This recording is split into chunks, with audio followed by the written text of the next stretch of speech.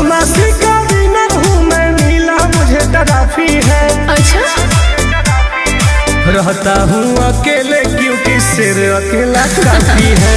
रहता हूँ अकेले क्योंकि सिर अकेला काफी है। का